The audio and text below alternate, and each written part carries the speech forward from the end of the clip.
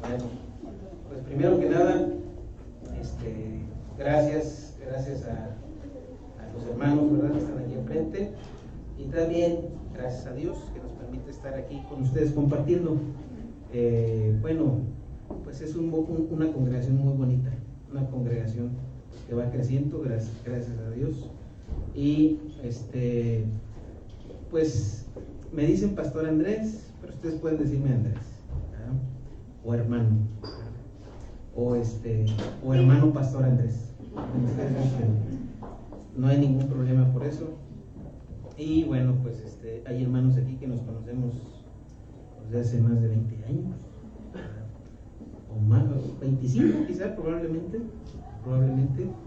Hermana María, ¿cómo cuántos años tenemos de conocernos?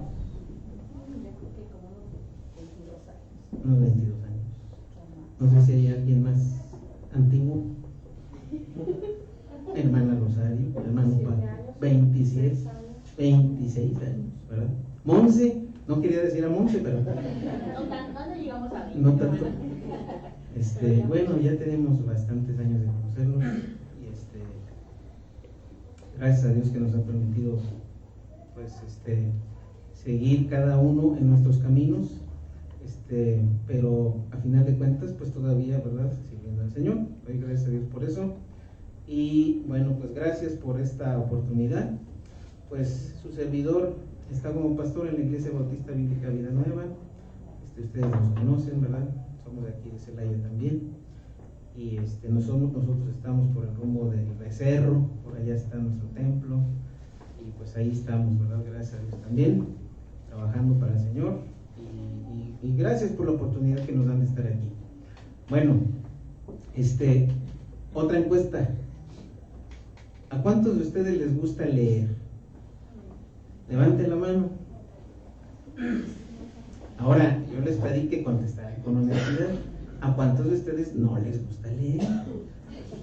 Está bien, a mí también. Hay veces que no estoy, ¿verdad? Y es mejor decir con honestidad, no me gusta leer. Pero fíjense que la palabra de Dios nos la dio escrita. Hubiera sido muy bueno que nos hubiera dejado un video. Hubiera sido muy bueno que nos hubiera dejado un audio, ¿verdad? Y pero no la dejó escrita. Eso significa pues que tenemos que leer. Y es cierto, nuestra carne no nos permite, ¿verdad?, disfrutar como debiéramos la palabra de Dios. ¿Cuántos de ustedes conocen el libro de Isaías?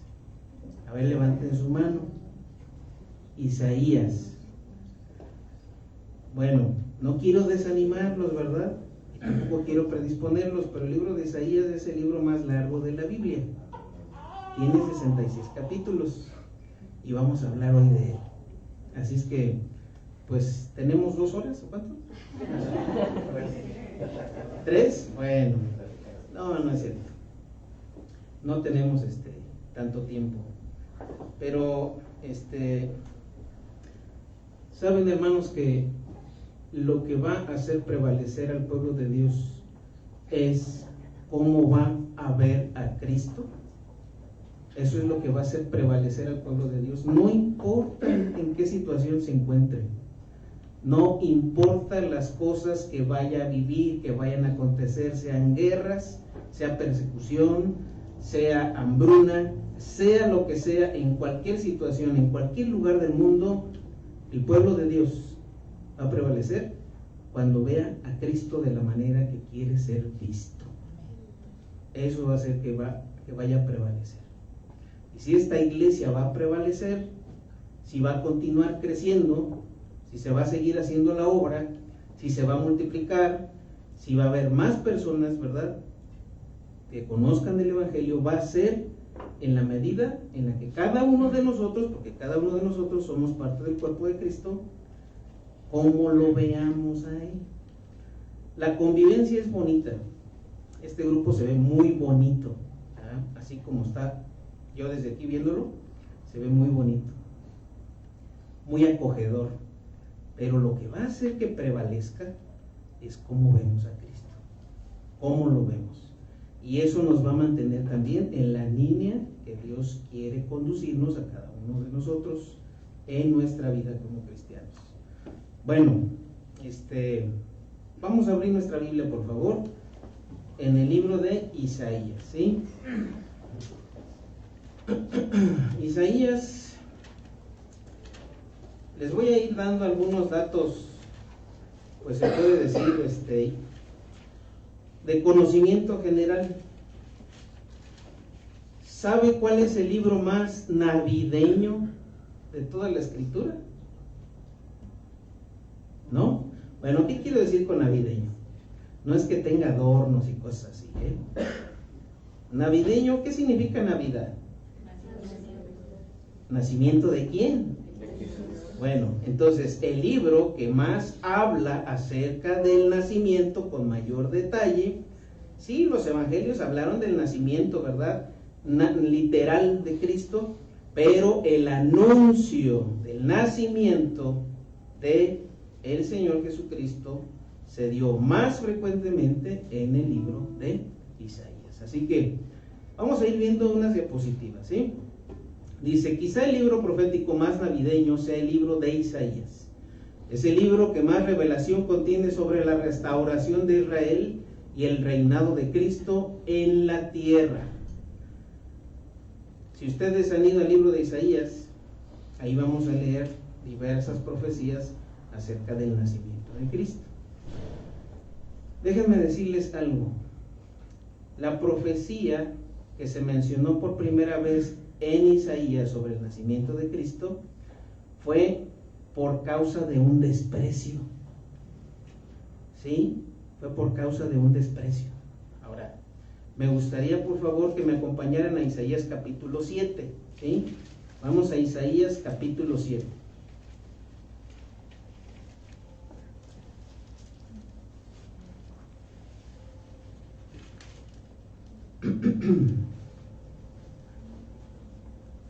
Isaías capítulo 7, y vamos a leer al versículo, vamos a leer desde el versículo, vamos a leer desde el 1, ¿sí? Les voy a pedir que tengan un poquito de paciencia. Yo sé que no nos gusta leer, pero necesitamos tener un contexto.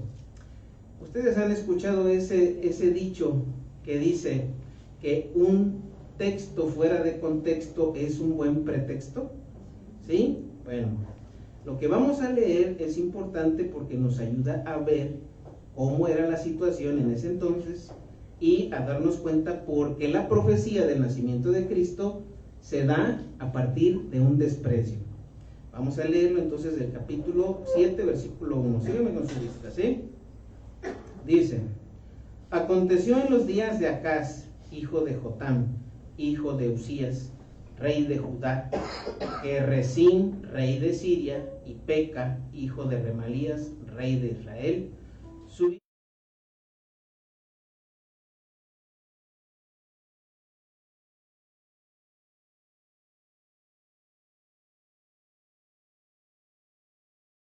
y se le estremeció el corazón y el corazón de su pueblo, como se estremecen los árboles del monte a causa del viento. Bueno, vamos a hacer lo siguiente. Para ahorrarnos un poquito de lectura, se los voy a platicar. ¿Sale? Acaz era rey de Judá. El reino de Israel se dividió en dos: el reino del norte y el reino del sur. El reino del norte tenía por capital Samaria. El reino del sur tenía por capital Jerusalén. En Jerusalén gobernaba o reinaba Acaz. Acaz fue un rey que le tocó vivir en el tiempo en que los sirios y los asirios, porque son distintas cosas, estaban acechando al pueblo de Israel. Y entonces el pueblo de Israel pues estaba muy preocupado. Estaba tan preocupado que buscó ayuda. Buscó ayuda de los asirios. Bueno, los sirios era un pueblo que constantemente estaba acechando a Israel. Israel pues quería defenderse. Y entonces Israel no tenía pues mucho de dónde cortar. Entonces pensó Israel, en este caso el rey, dijo, pues necesito aliados, necesito unirme, necesito hacer alianzas, voy a buscar a los asirios. Y entonces, en esas circunstancias, Dios le hace un anuncio al rey. Miren, el rey Acaz era un rey muy malo. Vamos a ver más o menos cómo se comportaba Acaz, ¿sí? Vamos al segundo libro de Reyes. Segundo libro de Reyes. Ustedes han escuchado el dicho que dice que si no conocemos la historia, ¿qué? ¿Estamos condenados a qué? Segundo libro de Reyes. Segundo libro de Reyes. Los libros de Reyes, los libros de Crónicas, son libros históricos y nos relatan las situaciones que vivió el pueblo de Israel de mano de sus gobernantes. Vamos a leer un poquito acerca de ese reinado, ¿sí? Sígame con su vista. Vamos a poner mucha atención. Dice, en el año 17 de Peca, hijo de Remalías, comenzó a reinar, ¿quién? Acaz. Segundo libro de Reyes, capítulo 16. Segundo libro de Reyes, capítulo 16, por favor.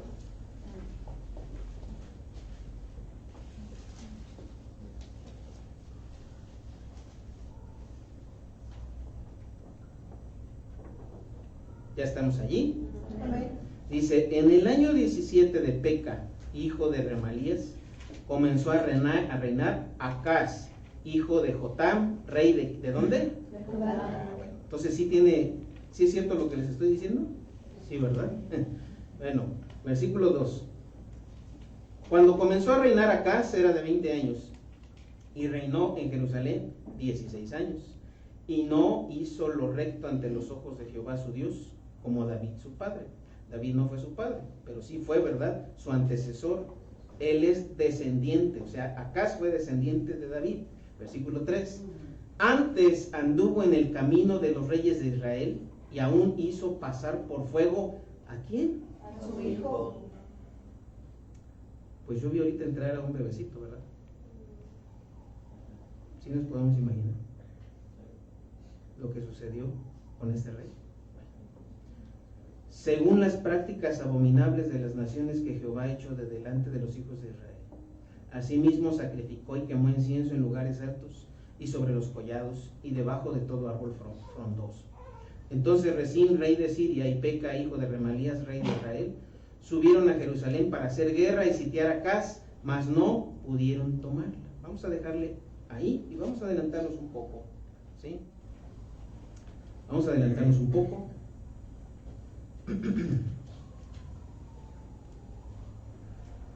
Y vamos a leer en el versículo 10.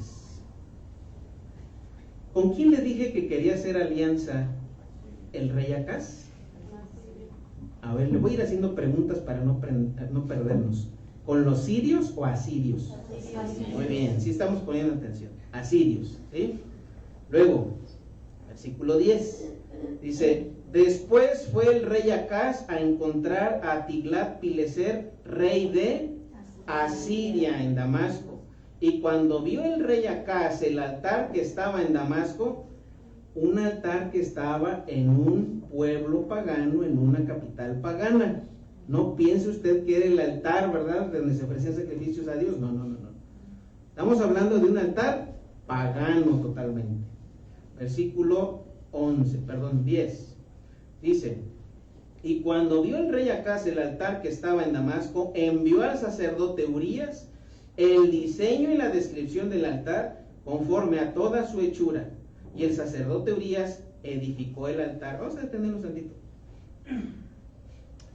Usted sí se acuerda cuando el pueblo de Israel salió de Egipto, ¿sí? Y que Dios les libró de los egipcios y los llevó, Dios, ¿verdad?, al monte Sinaí. Y ellos se quedaron abajo del monte. ¿Y quién subió? Moisés. Y cuando bajó con las tablas de la ley, escuchó algo Moisés. ¿Qué escuchaba Moisés? Fiesta, ¿verdad? Y entonces, no solamente eso, vio que estaban ofreciendo sacrificios. ¿A quién? A un becerro de... Pues algo así estaba haciendo este sacerdote, Urías, un sacerdote del Dios Altísimo. Dice el versículo 11: y el sacerdote Urías edificó el altar conforme a todo lo que el rey Acaz había enviado. ¿De dónde? Damasco. Así lo hizo el sacerdote Urías, entre tanto que el rey Acaz venía de Damasco. Y luego el rey vino de Damasco y vio el altar, y se acercó el rey a él y ofreció y encendió su holocausto, su ofrenda, y derramó sus libaciones y esparció la sangre de sus sacrificios de paz. Déjeme explicarle aquí algo. En el libro de Levítico se dieron diferentes instrucciones al pueblo de Israel para ofrecer sacrificios. Y tenían que ser de acuerdo, ¿verdad?, esas instrucciones, y había diferentes tipos. Uno de esos era el sacrificio de paz, por eso se menciona aquí. En ese sacrificio de paz se presentaba precisamente para poder reconciliarse con Dios. Eso significa la paz. Imagínense ofrecer sacrificios a un Dios pagano pensando que eso le va a hacer reconciliarse con Dios. ¿Qué pasa si yo le digo que el pueblo de Dios, porque si nos llamamos cristianos, somos parte de ese pueblo de Dios, estamos también expuestos a cometer ese tipo de cosas? No literalmente, pero que nadie expondría a su niño al fuego hoy en día, y si lo hace, lo meten en la cárcel. Pero sí espiritualmente, eso sí. Oiga, pero ¿por qué usted dice eso? Bueno, vamos a regresarnos a Isaías. ¿Verdad que es importante la historia? ¿Verdad que es bueno conocer el contexto? Bueno, vamos a regresarnos a Isaías, por favor. Isaías capítulo 8. Entonces ya nos dimos cuenta cuál era la situación, porque si pues no leemos el contexto, entonces nos perdemos muchas cosas, muchos detalles, y entonces ya no vemos qué es lo que dice Isaías aquí, ¿sí? Bueno, estamos en el capítulo 7. ¿Sí se fija el tipo de conducta, de pensamiento que tenía este rey? ¿Sí? ¿Sí lo imaginamos? ¿Ya lo dimensionamos un poquito? Bueno, eso está relacionado con el desprecio. Ahorita vamos a ver. Vamos al capítulo 7, ¿estamos ahí? ¿Sí? Capítulo 7. Acaz estaba espantado porque lo iba a invadir. ¿Quién? ¿Asiria o Siria? Siria, muy bien. Se confunde un poquito, pero vamos a ubicar. Asiria era con los que querían hacer migas. Siria eran los enemigos, ¿sí? Bueno, ahora vamos al versículo 3, 7:3.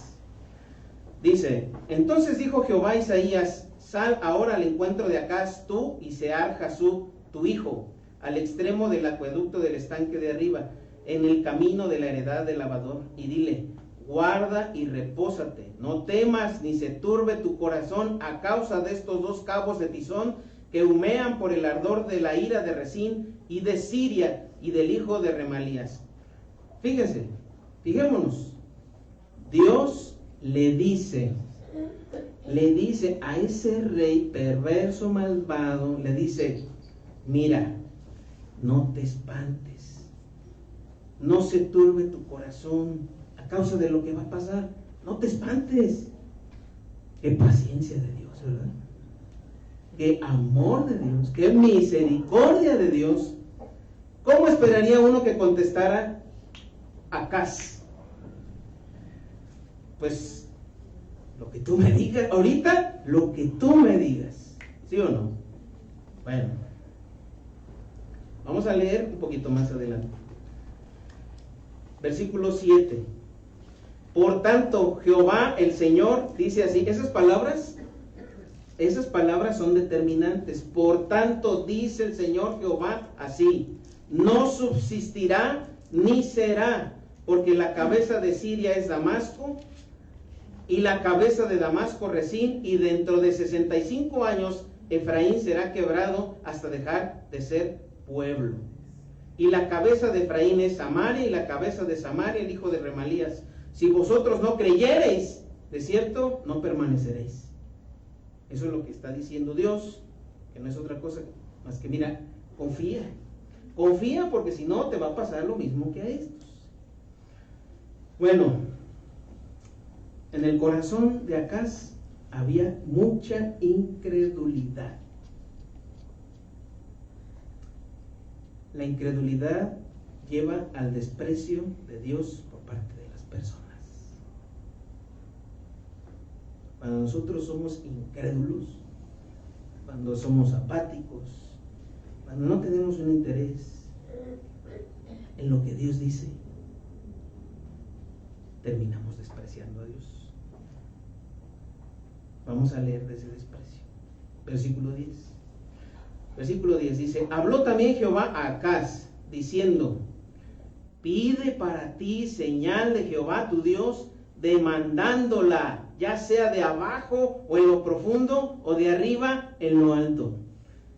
Esto me hace recordar también otra ocasión en la que Dios le hizo se puede decir un ofrecimiento, una oferta igual, pero se la hizo a Salomón, ¿se acuerdan?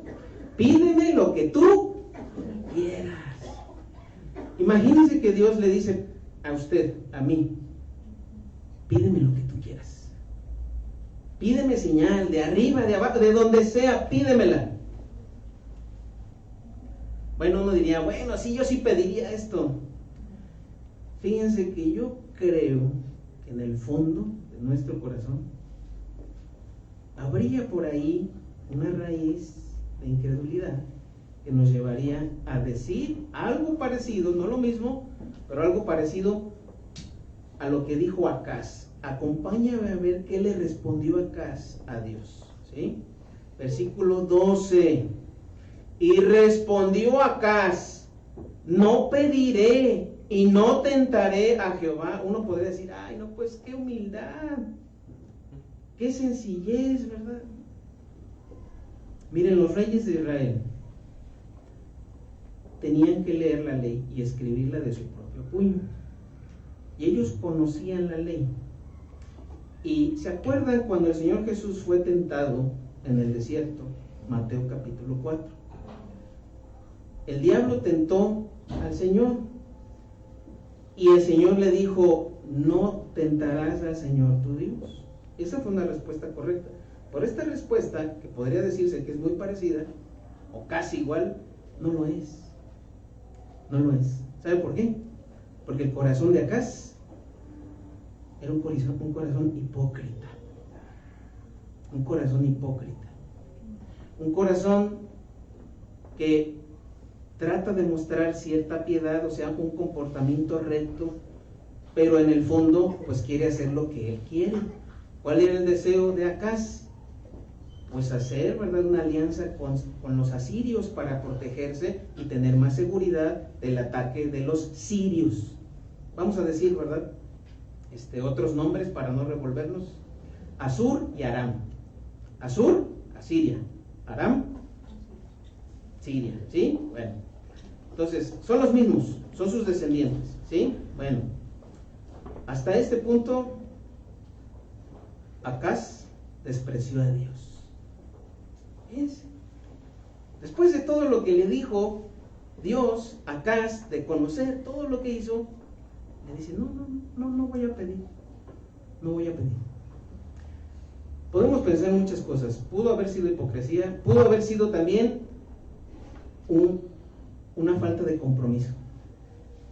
Porque si él decía, está bien, bendíceme de esta forma, entonces, ¿qué estaba obligado a hacer Acaz? Pues a portarse bien.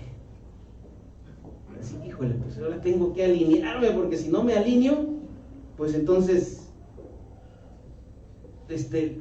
¿cómo voy a aceptar lo que Dios me da? Pues me voy a tener que... No, mejor así. Y aquí está el anuncio del nacimiento de Cristo. Versículo 13. Dijo entonces Isaías, oíd ahora, casa de David, ¿os es poco el ser molestos a los hombres, sino que también lo seáis a mi Dios? Por tanto, el Señor mismo os dará señal. Dios dijo, no, ya se acabaron las oportunidades, ya no te voy a dar señal. La señal ahora yo la voy a elegir. Y entonces ayúdeme a leer, por favor, lo que dice el versículo 14, a las 3 todos juntos, ¿sí? Por tanto, el Señor mismo os dará señal. He aquí que la Virgen concebirá y dará a luz un hijo y llamará su nombre. Fíjese cómo del desprecio vino una bendición.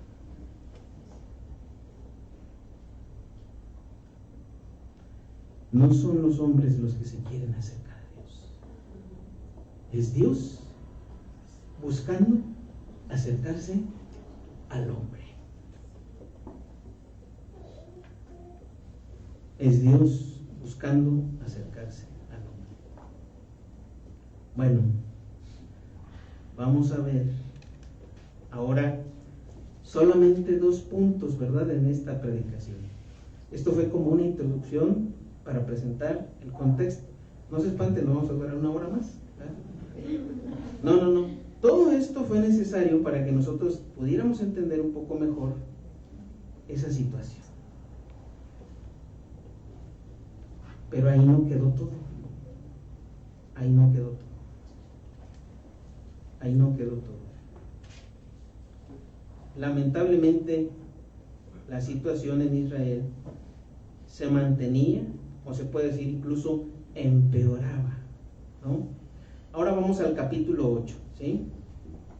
Capítulo 8, y ahí en la diapositiva vamos a ver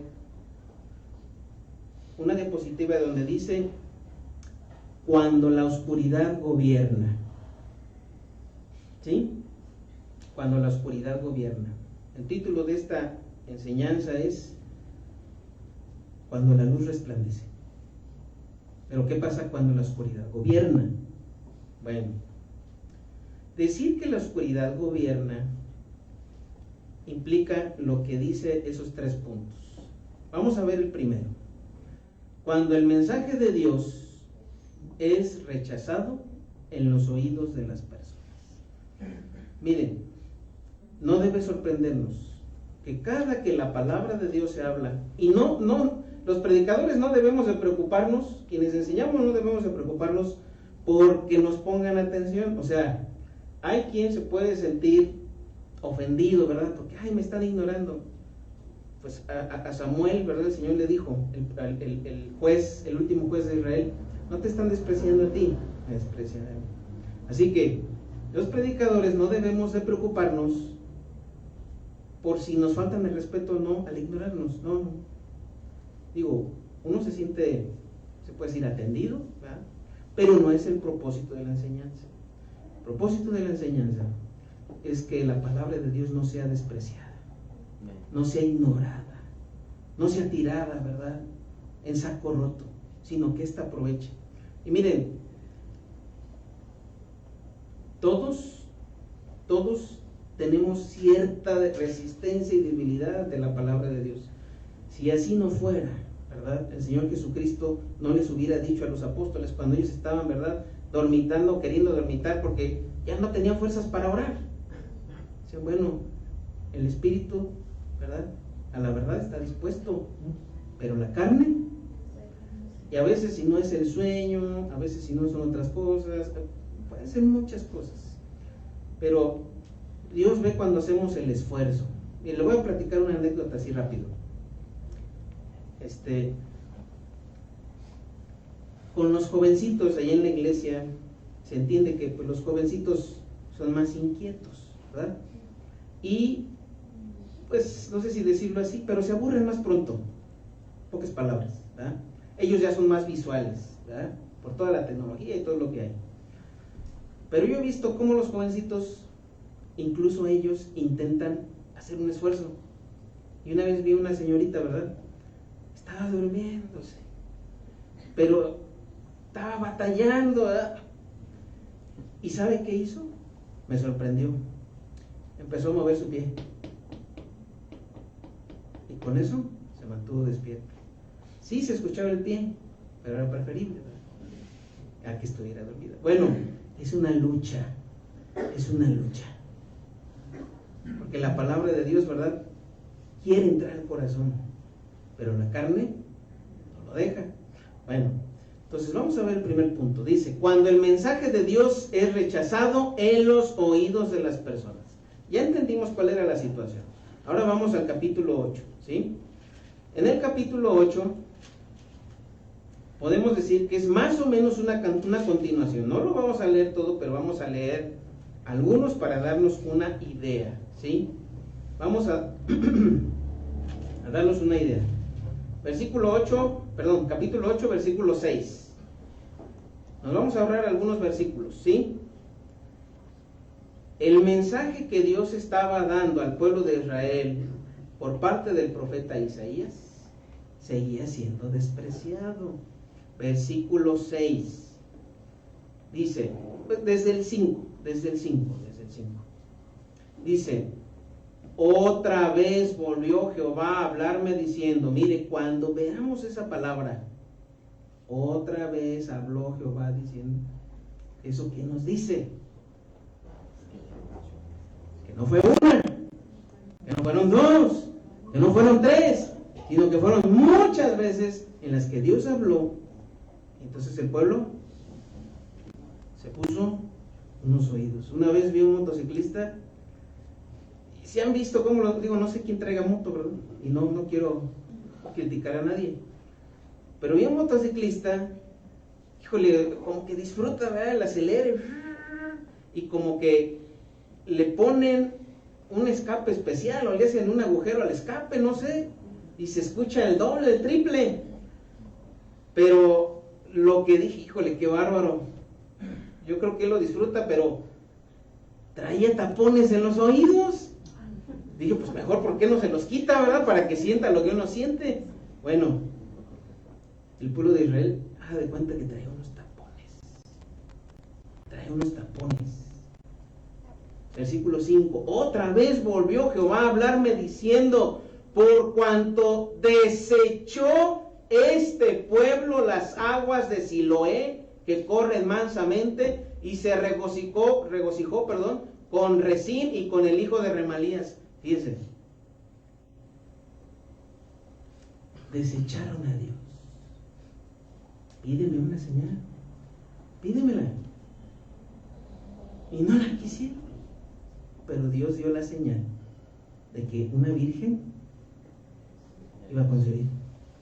Si nos fijamos, cómo Dios tiene interés en acercarse a los hombres cuando nosotros le despreciamos. Bueno, esta palabra, esta frase que dice aquí, despreciaron las aguas de Siloé, no son aguas literales. No son aguas literales. Se refiere, es una forma poética de decir, despreciaron la paz que yo les podría dar. La despreciaron. Se fueron por los sirios, ¿verdad? Por los asirios, perdón. Sigamos leyendo, versículo 7.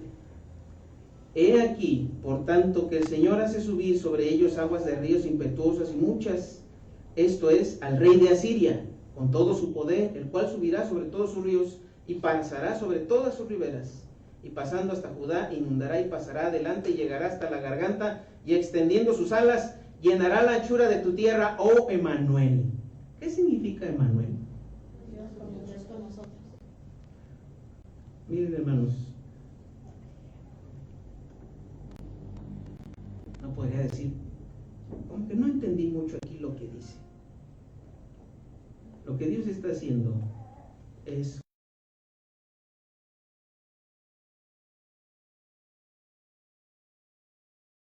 entonces Dios iba a permitir que los asirios, que los asirios, en lugar de ser sus aliados, ahora iban a ser sus enemigos. Fíjese cómo a veces las cosas en las que nosotros confiamos se vuelven a nosotros, ¿verdad?, en contra nuestra.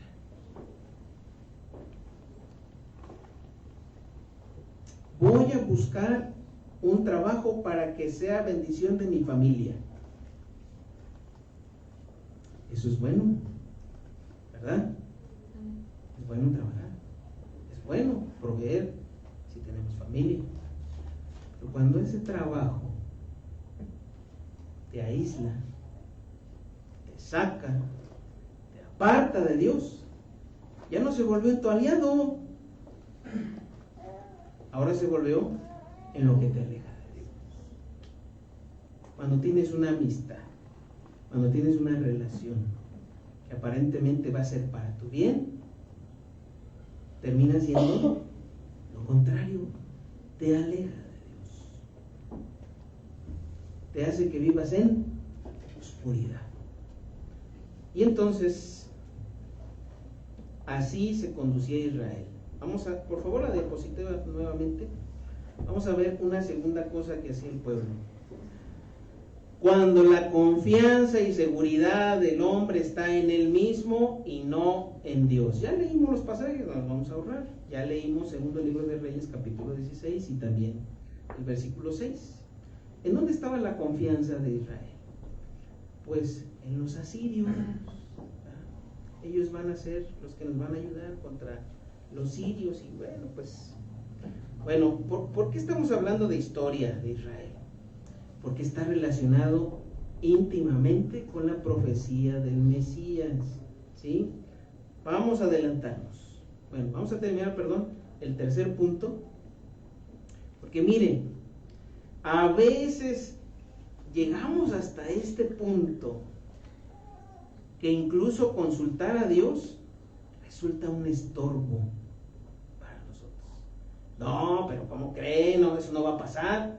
No, sí, ¿cómo de que no? A veces buscar a Dios va a ser un estorbo. Versículo 15 de Isaías capítulo 8. Vamos a leer desde el 14. ¿Sí? Desde el 12. Dice, no llaméis conspiración a todas las cosas que este pueblo llama conspiración, ni temáis lo que ellos temen, ni tengáis miedo. A Jehová de los ejércitos, a él santificad, sea él vuestro temor, y él sea vuestro miedo. Entonces él será por santuario, pero a las dos casas de Israel por piedra para tropezar y por tropezadero para caer, y por lazo y por red al morador de Jerusalén. Vamos a detenernos aquí. Sí es difícil leer y comprender el Antiguo Testamento, sí es complicado, ¿verdad? Pero fíjese que tiene tanta riqueza de enseñanza que lo que acabamos de leer significa lo siguiente.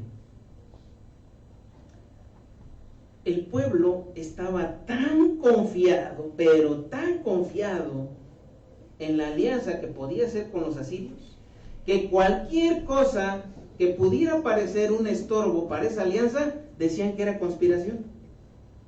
Sí sabemos que es una conspiración, ¿verdad? Es cuando, ¿verdad?, hay un intento por destruir los planes o levantarse, ¿verdad?, en contra de la autoridad. Es una conspiración. Y entonces el pueblo de Israel estaba tan mal que cuando el profeta hablaba decía: tú estás conspirando, estás haciendo algo en contra de lo que va a ser bien para nosotros. Hermanos, ¿cómo nos sentimos cuando alguien nos exhorta? ¿Cómo nos sentimos cuando alguien nos dice: no, creo que no estás haciendo lo correcto, estás tomando una decisión equivocada, te estás apartando de Dios? Ay, mira, si me vas a decir, y nos incomodamos, nos sentimos mal, nos enojamos, estás conspirando contra mí. Bueno, no decimos así, ¿verdad? Pero eso es lo que se siente, eso es lo que se siente. Y entonces, así el pueblo de Israel. ¿Y saben qué? Pues el pueblo de Israel terminó tropezando. Mientras sea en la Biblia no hay problema, que suene. Así les digo a los hermanos, porque de repente, pum, le puchan a la aplicación y palabra del profeta Isaías. Mientras sea en la Biblia no hay problema, ¿sale? Bueno, entonces el pueblo de Israel tropezaba. Hasta aquí hemos visto que estas tres cosas, se podría decir, representaban oscuridad. Vamos a regresar a la diapositiva. Y esa oscuridad gobernaba. Ustedes me dicen del tiempo, hermanos, La oscuridad gobierna cuando el oído de las personas rechaza a Dios. Gobierna cuando la seguridad del hombre está en sí mismo. Gobierna cuando es un estorbo seguir a Dios.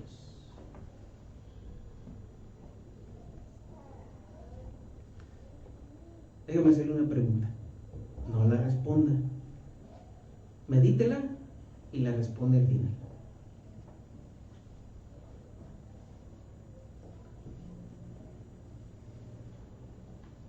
¿Somos gobernados por la oscuridad?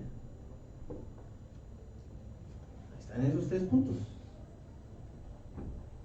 No la conteste, ¿verdad? Pensemos, meditemos. Hasta aquí son puras malas noticias, ¿verdad? Pero Isaías, ¿usted sabía que Isaías también es el evangelio del Antiguo Testamento? ¿Qué significa evangelio? Buenas nuevas. ¿Buenas nuevas de qué? De salvación. Ahora, vamos a ver las buenas noticias. ¿O le gustan las malas nada más? Vamos a las buenas, ¿sí? ¿Quién es el más interesado en que nosotros busquemos a Dios? Dios. Vamos a dejar las malas noticias. No hay esperanza en el hombre para salvación. Solamente la salvación es del Señor. Ahora vamos al capítulo 9 de Isaías. Y en su Biblia, si usted tiene la Reina Valera, ¿qué dice el título del capítulo 9? ¿Es el Evangelio? ¿Es el Evangelio? Ahora vamos a leer, por favor. Vamos a leer. Nos vamos al versículo 2. Vamos a leerlo todos juntos a las 3. ¿Listos? 1, 2, 3. El pueblo que andaba en tinieblas vio gran luz. Los que moraban en tierra de sombra de muerte, luz resplandeció sobre ellos. Uno puede decir, pero es que usted nos está hablando y nosotros ya somos cristianos. A ver.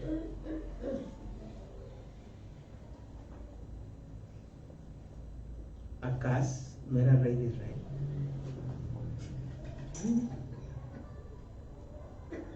¿Acaz no conocía la ley? Sí. ¿Dios no trataba con Acaz? Sí. Entonces nosotros podemos estar en un caso similar al de Acaz. Sí. Sí. Sí. Y un pueblo que anda en la oscuridad no prevalece. Un pueblo que no busca que la luz resplandezca no prevalece. Por eso dice aquí, el pueblo que andaba en tinieblas vio gran luz. Otra pregunta. ¿Ha resplandecido la luz de Cristo en su vida? No te vamos a decir amén. Amén. Digamos amén, pero también digamos amén. Cuando Dios, ¿verdad? Diga, bueno, entonces hay que dejar las tinieblas, ¿verdad? Amén. Amén. Sí, no le voy a decir, pues entonces usted que dice que amén. No. Sino, hagamos, ¿verdad? También, oídos abiertos a lo que dice Dios. Ahora, vamos a adelantarnos. Vamos a adelantarnos al versículo 6. ¿Sí? ¿Se acuerda que Isaías es el libro que es el más navideño del Antiguo Testamento? Bueno, vamos al versículo 6. Otra vez vamos a leerlo todos juntos. 6 y 7. ¿Listos? 1, 2, 3. Porque un niño nos es nacido, hijo nos es dado, y el principado sobre su hombro, y se llamará su nombre admirable, consejero, Dios fuerte, Padre eterno, príncipe de paz. Lo dilatado de su imperio y la paz no tendrán límite sobre el trono de David y sobre su reino, disponiéndolo y confirmándolo en juicio y en justicia desde ahora y para siempre. El celo de Jehová de los ejércitos hará esto. Eso, hermanos, es una promesa. Y eso significa que lo que Dios ha dicho no está sujeto, gracias a Él, a lo que nosotros respondamos. Imagínense que nuestra salvación esté sujeta a la respuesta positiva que nosotros demos, pues ya nos hubiéramos perdido. Todo eso Dios lo hace por su celo. El celo de Jehová de los ejércitos lo va a hacer. Ahora, ¿y dónde está la luz? Porque ya vimos cómo gobiernan las tinieblas. ¿Dónde está la luz? Vamos a la siguiente diapositiva. Por favor. La siguiente diapositiva nos dice cómo estamos en luz. Cuando la luz resplandece, y si somos cristianos, la luz debe de estar resplandeciendo constantemente, en continuidad, ¿sí? O sea, ser cristiano no es cosa del pasado, es cosa del presente y con esperanza hacia el futuro. Así tenemos que ver la promesa de salvación y la obra de gracia de Dios en nuestra vida, hermanos. No debemos de quedarnos, hace 15 años, hace 20 años yo conocí al Señor, ¿verdad? Y seguimos en la oscuridad. No, tenemos que ver con esperanza, porque no depende de nosotros, gracias a Dios, depende de Él, y lo que vaya a pasar en el futuro está asegurado de parte de Dios. Amén. Amén. Entonces, si nosotros resplandecemos, ¿y cómo vamos a resplandecer? Aquí está. Cuando la luz resplandece, Cristo es visto como un admirable consejero. Eso está, ¿verdad? En el primer título del versículo 6. Admirable consejero. Usted puede decir, pero aquí son dos, admirable consejero. En el escrito original es una sola cosa. ¿Qué es admirable? ¿Qué es admirable? Que es digno de reconocimiento. ¿Quién es la persona más importante en su vida? ¿A quién considera primero en sus decisiones? ¿Quién es la primera persona que consulta? ¿En quién confía para un consejo? No, pues en mi mamá. No, está bien. ¿Ah? Pero, al final de cuentas, somos hombres. Claro, Dios también ha puesto a personas que, si son guiadas por el Espíritu Santo, nos van a dar un consejo sabio, ¿verdad?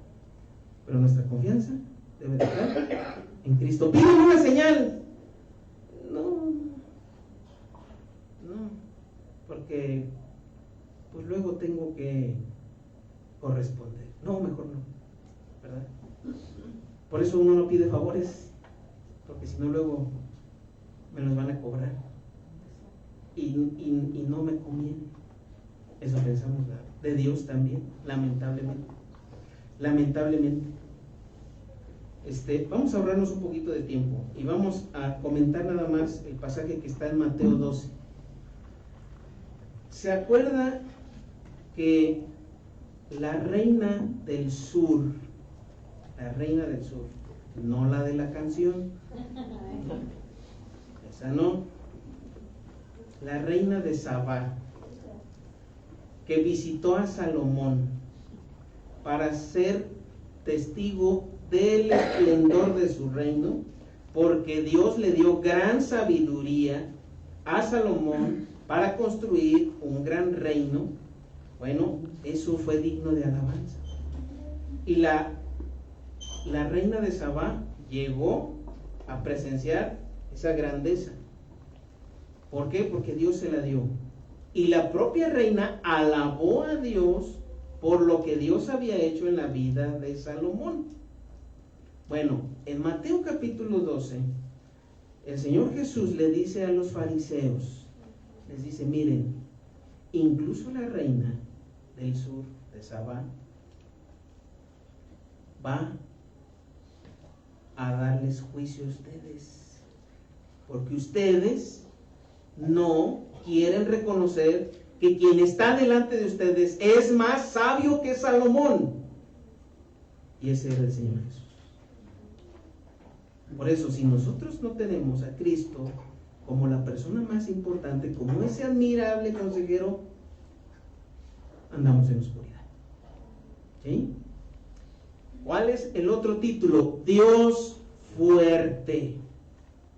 Dios fuerte. Los hombres somos muy dados a dejarnos llevar por lo que vemos. Si a usted le ofrecen un trabajo de 15,000 pesos y le ofrecen uno de 20,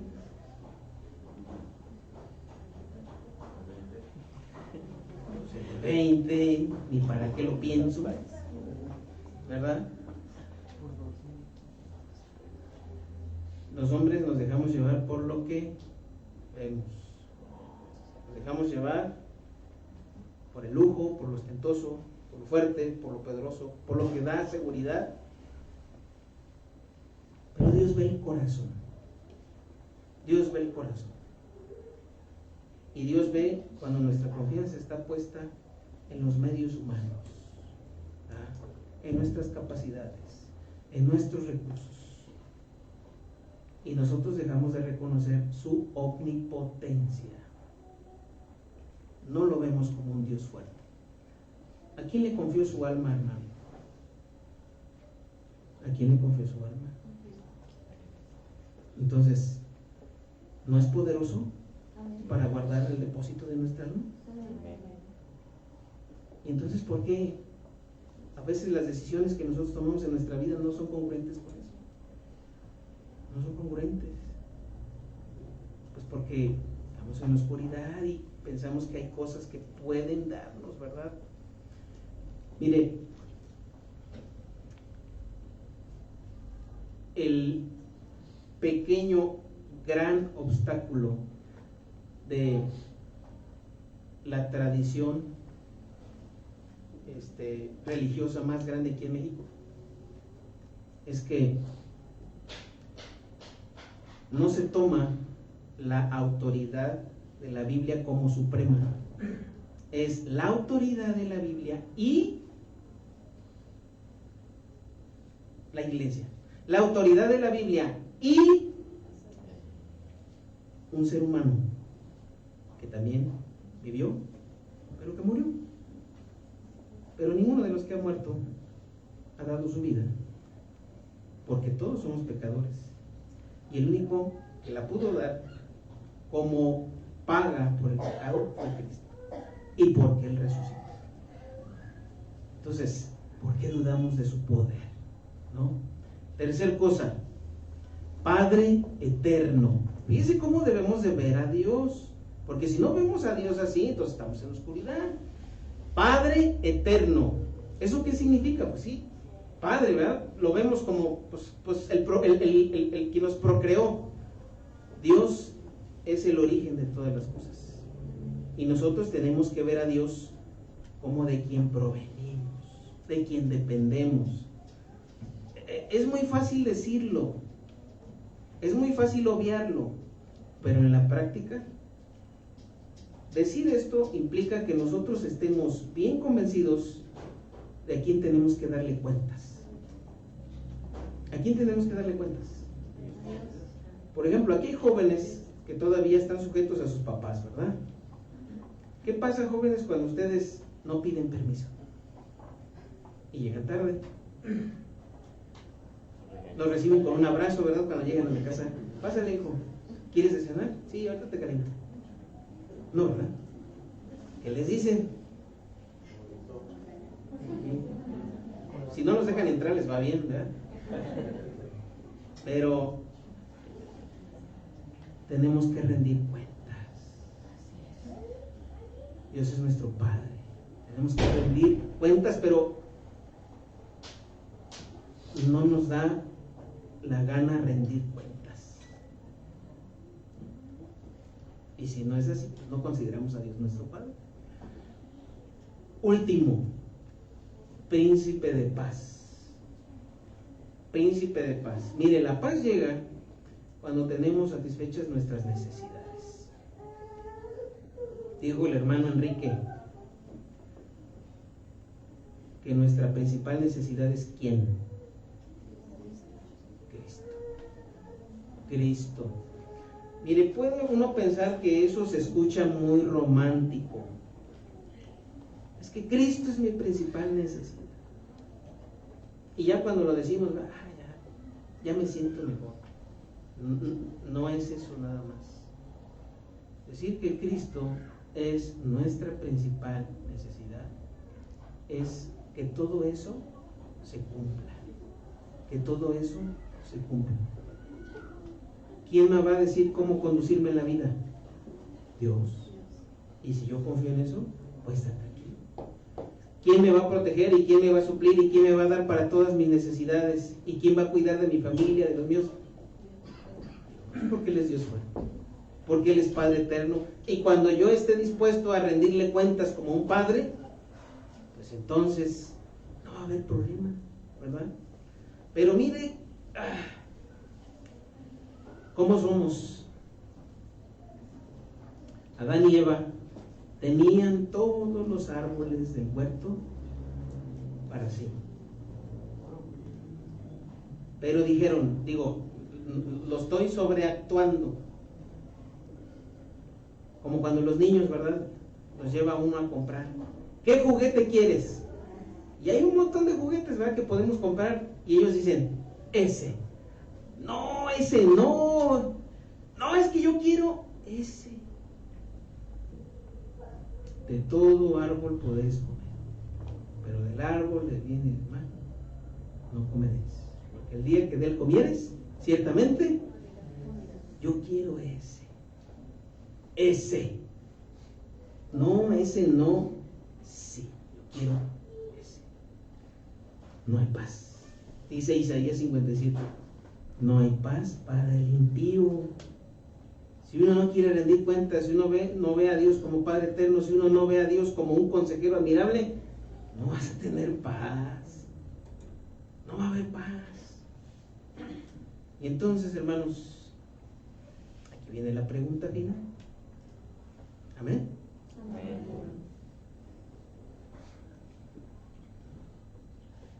¿La oscuridad gobierna o la luz resplandece? Podemos decir, bueno, quisiera que la luz resplandeciera. Bueno, el pueblo que estaba en la oscuridad, ¿qué dice? Vio gran. Hermanos, tenemos esperanza todo el tiempo por la bondad y la misericordia de nuestro Dios. Y dice Daniel capítulo 11, versículo 32, que el pueblo que conoce a su Dios se esforzará y actuará. Si tenemos una relación con el Señor, Él obrará. Él obrará. Pero necesitamos que las tinieblas ya no gobiernen y que la luz resplandezca. ¿Cómo contemplamos a Cristo en nuestra vida? ¿Cómo deberíamos contemplar a Cristo en nuestra vida? Somos imperfectos, hermanos. No podemos decir, somos mejores que Acaz. ¿A poco somos mejores que Acaz? No. Por eso tenemos que ser humildes y decir al Señor, Señor, estoy otra vez aquí. Se ha terminado este año. Me he comportado como Acaz. Pero yo no quiero estar más en la oscuridad. Quiero que la luz resplandezca en mi vida. Y si ya ha resplandecido, las tinieblas se disipan. Y si nosotros seguimos resplandeciendo, entonces nosotros seremos instrumentos de ese reino que Dios ha prometido. Entonces veremos cada vez más extenderse el reino de Dios, cada vez más creciendo. Dice también Isaías, ¿verdad?, que las tiendas se vayan ensanchando, se vayan haciendo más amplias. Pero tenemos que resplandecer. Eso dice el Sermón del Monte, que una ciudad no se puede ocultar en un monte, no se puede poner un almud sobre una lámpara. Y cuando hacemos eso, pues eso es lo que pasa, no brillamos. Entonces, ¿qué queremos hacer desde ahora y al siguiente año? Resplandecer. Si usted puso su arbolito de Navidad y tiene de esas series viejitas, el foquito se humea, y si ya no quiere comprar, pues hay que cambiarlo, limpiar, para que el foquito resplandezca. Vamos a ponernos de pie, hermanos.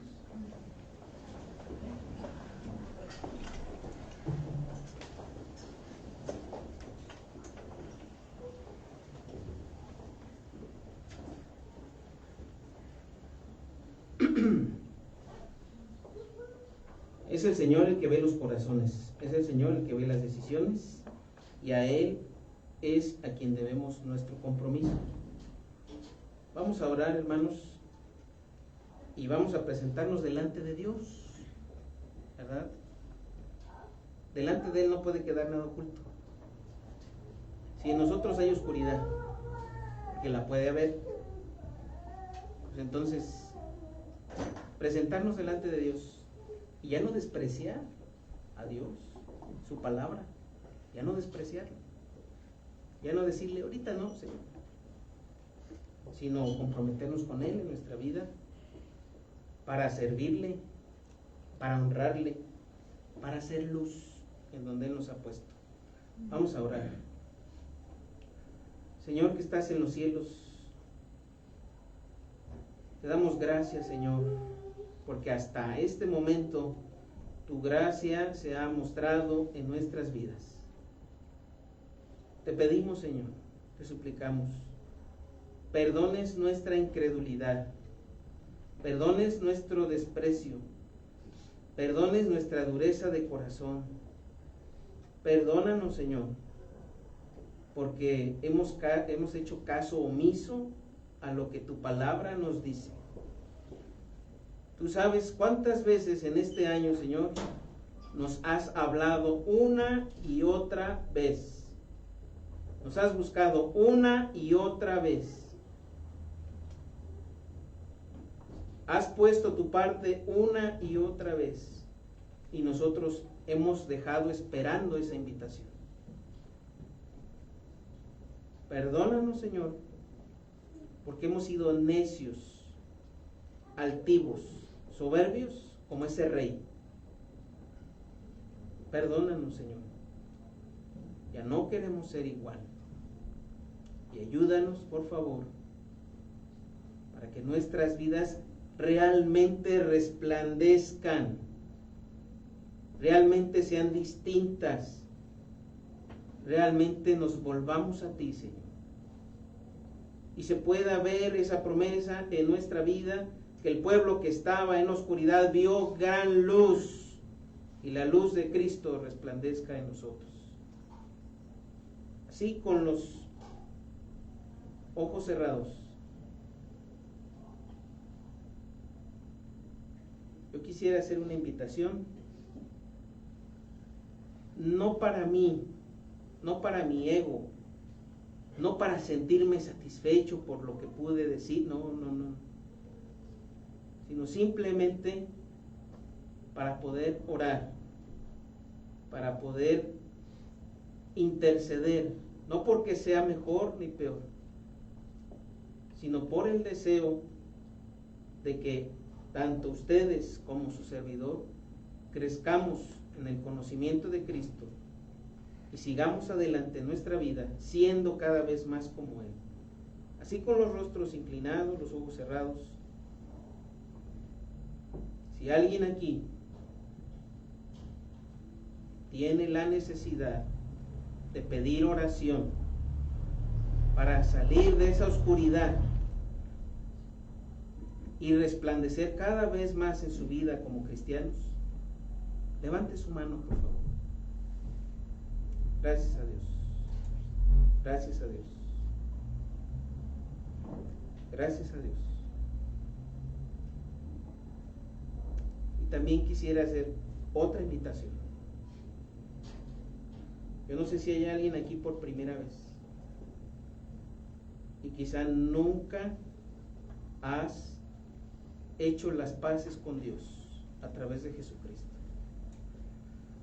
No hay ninguna forma que el hombre pueda tener para estar en paz con Dios aparte de Jesucristo.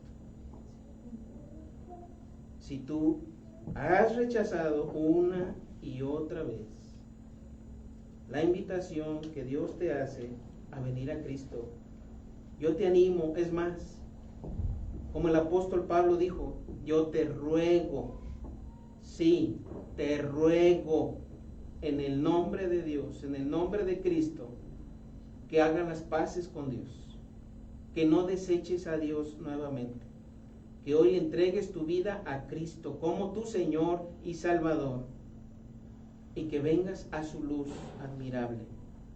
Si tú no has hecho las paces con Dios a través de Cristo, por favor, haz la siguiente oración, hazla a Cristo de todo corazón.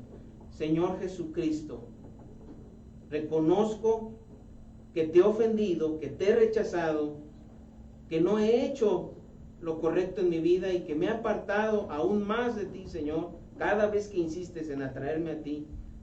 Perdóname porque me he apartado y te he despreciado.